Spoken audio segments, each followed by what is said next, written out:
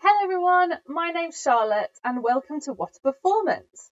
I hope you've been enjoying the festival so far, but if this is your first session, then welcome.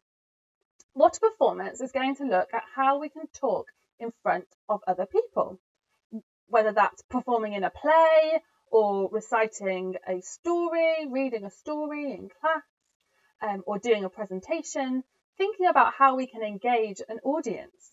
And it's important to learn these skills because at school and at work, people have to do this all the time. They might have to go for an interview and make sure that the people who are interviewing them are interested in what they're saying. They might have to read aloud in front of the class. They might have to present to a group of people that they work with about an idea that they've got. So if we can practice talking in front of people and getting confident at that, then that would be really great. Now, you might be already really confident talking in front of people. You might be able to go into a room full of strangers and be really happy to talk, and that's great. But some people might be feeling a little bit nervous, and that's also okay. You might be somewhere on the scale in between, but everyone can use this session today to practice something that they need to. Now, some people, like I said, feel a little bit nervous about talking in front of others, performing up on stage, might get them feeling a little bit anxious, a little bit nervous, and that's okay, and that's normal. So the first thing, my first top tip for you, if you are feeling a little bit underconfident, is to pretend that you are confident. And even celebrities that perform in front of thousands of people do this. So Beyonce, who goes and sings in front of huge crowds, is a little bit shy. And she pretends that she is somebody else when she goes and performs. So she has an alter ego called Sasha Fierce, so that she can feel really confident when she's up on stage and she can pretend to be someone else. So that is something that I suggest you try out. It might work for you, it might not. But have you ever heard of the phrase, fake it till you make it? Now, normally we don't want to be fake because that's not a very nice thing to be. However, using this phrase, fake it until you make it, or fake it till you make it, means pretend to be something until you are. It's like believe that you are until you really are. So you can do that. Believe that you're confident, pretend that you're your alter ego and your alter ego is really confident. Then you can practice being confident and then you can get really confident. So give it a go and see how it works for you. Now I want to introduce you to my friend Abby. She's going to be helping us with the workshop today. And the first thing that she's going to do is she's going to give us some vocal warm-ups, some vocal exercises to get us ready to perform. And lots of actors and presenters do these before they go out on stage or are performing on television. So make sure that their mouths are warmed up and that they are speaking properly. Let's see what Abby's got for us. Hi guys, my name's Abby, and today we are going to start off this lesson by doing some vocal warm-up exercises. It's so important to make sure you warm up your mouth and voice before doing a performance, as it warms up your vocal muscles, your mouth muscles, and helps with your diction, which is pronunciation of words, so that your audience can hear every single word you say. So, let's start off with a tongue twister. I'm going to say a word and get you to repeat it first of all. So, after me. Unique. New York. Great. And then we'll put it all together. Unique, New York. You try. Great. Let's do it a few more times. Unique, New York. Unique, New York. Unique, New York. You have a go. Now let's keep going and see if we can do it as fast as we can. Are you ready? Unique, New York. Unique, New York. Unique, New York. How did you find it? How did you find that? Have you improved your diction? Abby's now got another activity for us to do, so let's see how we do with this one. Here is one of my favourite tongue twisters. She sells seashells. on the seashore. Let's break it down. She sells seashells on the seashore. Now let's put it all together. She sells seashells on the seashore. Fantastic! Let's see if we can say it a few more times, a little bit quicker this time. She sells seashells on the seashore. She sells seashells on the seashore. She sells seashells on the seashore. You have a go. Fantastic! How was the tongue twister? Now, I made a few mistakes, but that doesn't matter. That's my first top tip for you today. Oh, actually, it's my second top tip. I already told you one. My second top tip is if you make a mistake, it doesn't matter. Just keep going. You can correct your mistake if you want, but you don't have to make it obvious. If you're confident and you keep going and you don't worry about it, your audience will go with you. Abby's got some more top tips for us, so let's have a listen. Here are some top tips to remember before a performance. Make sure you don't have anything covering your face. Move it down and glance at it if you need a reminder. Speak slowly and clearly, practicing diction that we spoke about earlier, so that everyone in the audience can hear what you're saying. Make sure to take pauses so that you don't speak too fast. Smile and keep great eye contact with your audience. Which top tip do you think you're going to try next time you recite something or you're talking in front of a crowd? Have a think and try and work on one of them. And then next time you could try and work on another. And then you can build them up, and then you will have all the top tips you need to be able to perform in front of other people. Now we've got an example of somebody I think you've probably heard of who's going to perform in front of an audience. It's David Walliams. Now here, he's taking a story and he's reading it aloud in a school assembly. We're going to look at different sections of the story and look at how he performs in front of others. When we're watching the first section, what I would like you to do is take a look at how he looks at the audience and also some of the actions that he uses to bring the story alive.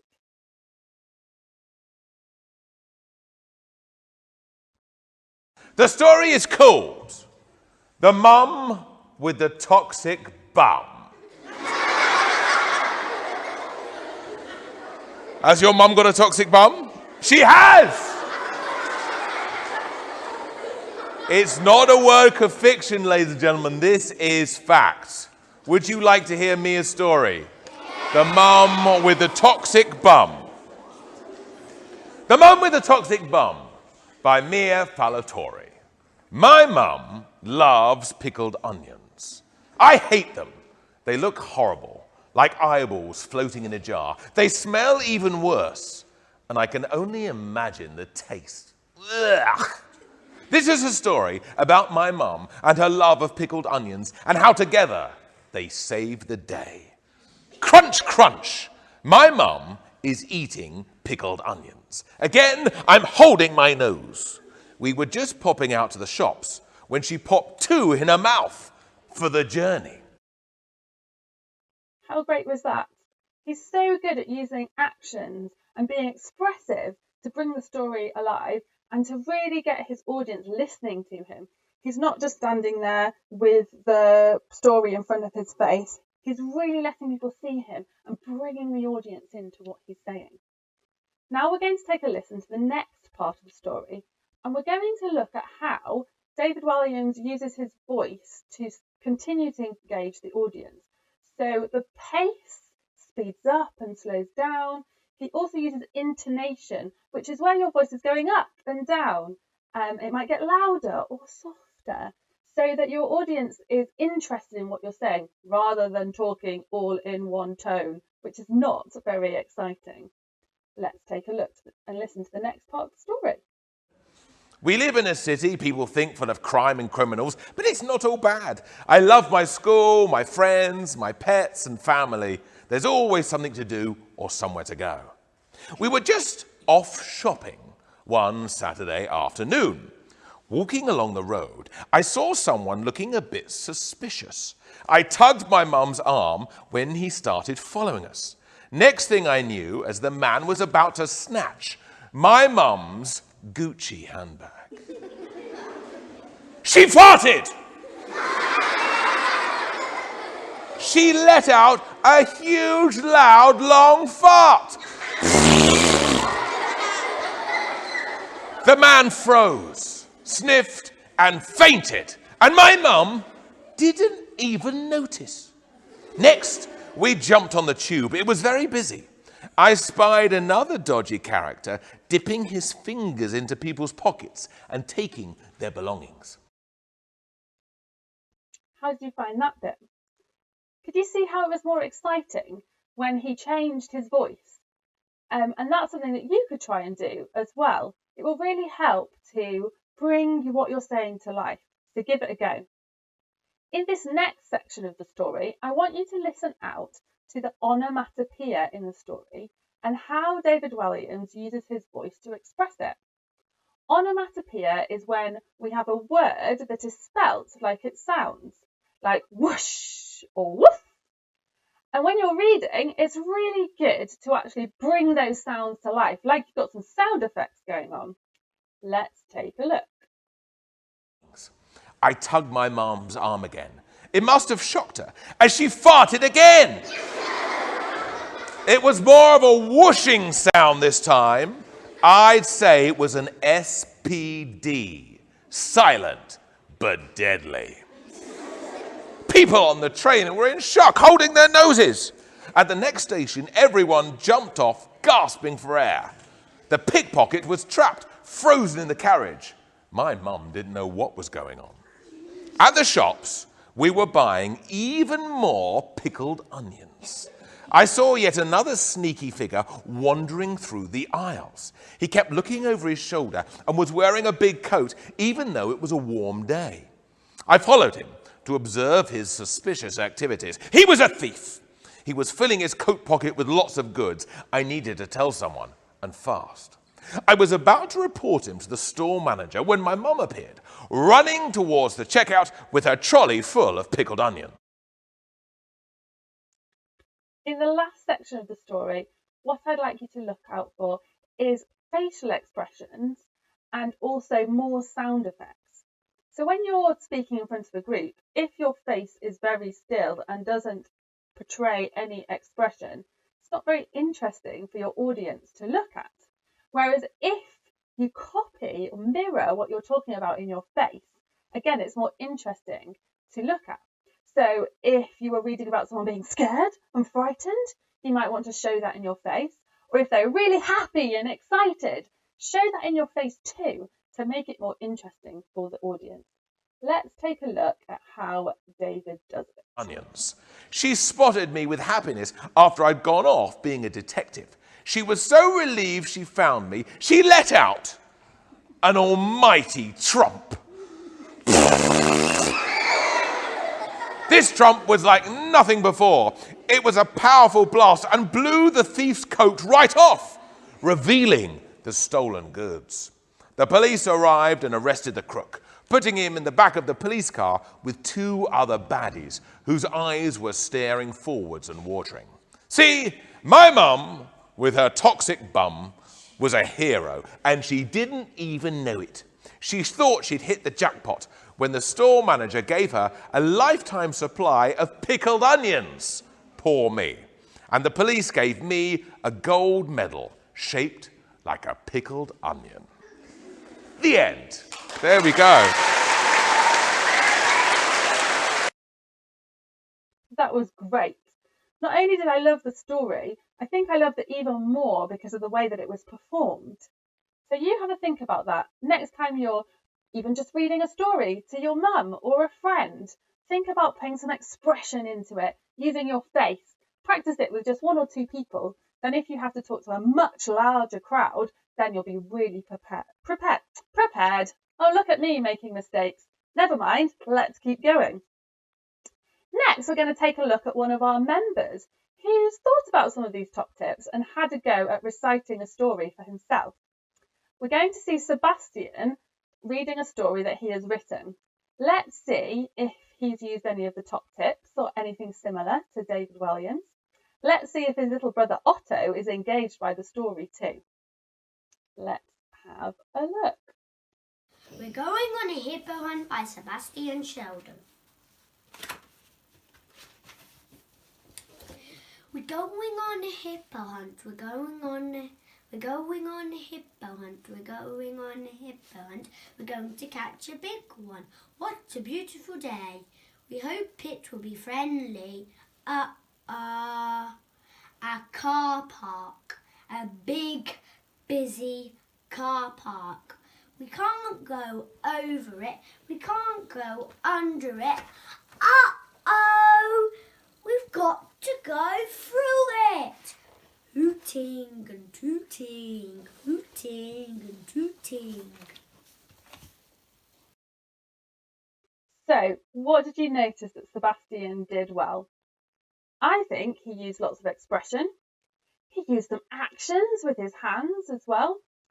He did look down at his book, but kept looking back up at the audience as well to keep you engaged. I think his brother was engaged too. Did you also notice that he made a little mistake, just like me, and he carried on? That's what you should try and do when you have a go at reciting something. Now we're getting towards the part of the lesson where you're going to have a go at reciting something yourself. First of all, Abby is going to give us a demonstration, and then you're going to have a turn. Let's see how Abby does it. Okay everyone, I'm going to be reading an extract from The Birthday Queen. Have a listen and watch how I perform this speech, and think about all the techniques we've talked about in today's lesson. Okay, The Birthday Queen. Good morning, darling. My mummy woke me and said, as she lifted the sheets, time to get out of bed. You see, today is very special. Your sister Eve turns 13. So we're going to treat her like a special birthday queen. They rush down the stairs to the presents and balloon, ready to shout, surprise, as Eve walks into the room. That was great, Abby. Thanks so much. I think Abby listened to her own top tips there. She was looking up at you, even when she was looking back down to check what she had to say next. She was then looking up. She was using facial expressions. She was very clear when she was speaking as well. So you have a think about those top tips when you're going to have a go next. So we're going to put the poem up on the screen and you're going to have a chance to read it. Think about some of the things that we've learnt so far in the lesson and see if you can put them into practice. Let's take a look at the poem.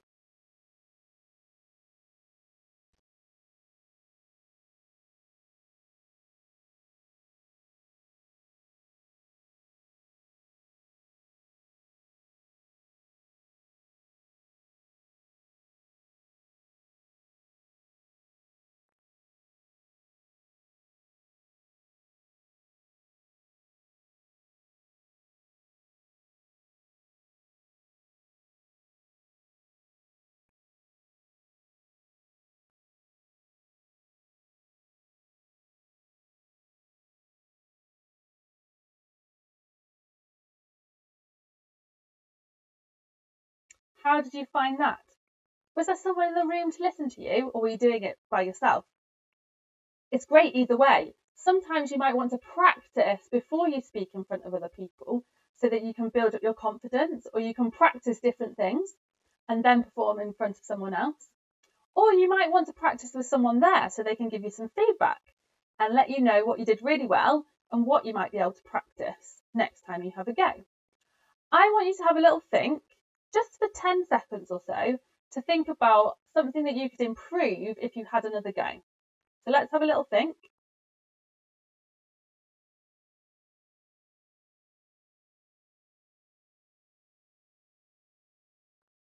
What did you come up with?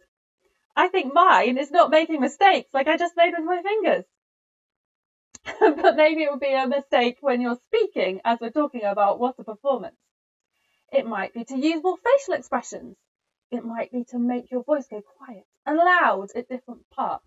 Like when the word says surprise, you could really try and shout out loud because it really is a surprise. I'm going to bring the poem up again and you can have another go.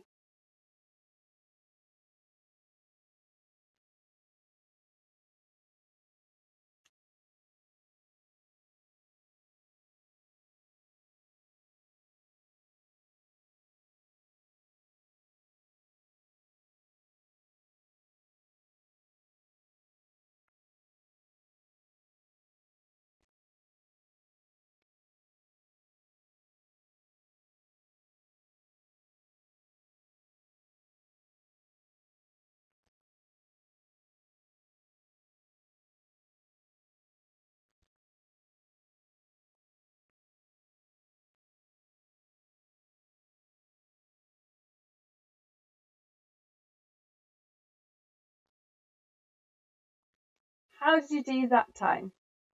Did you make any improvements? Or do you want to keep going and practice more? Well, if you want to, after you've watched this, you can go back to the poem and pause it and practice as many times as you like. Then you could perform in front of other people. That would be great. We'd really, really love to see your examples as well. So if you want to, you could get a parent or a guardian to record it and then share it using the hashtag #DiscoverMoreWithExplore. So I can see how you've done and Abby can see how you've done with your reciting. That would be amazing. Well, I hope you've enjoyed the session today. We've got loads of more sessions running in the next week, so please do come back and have a go at another session. I hope you enjoyed it. Thanks so much. Bye for now.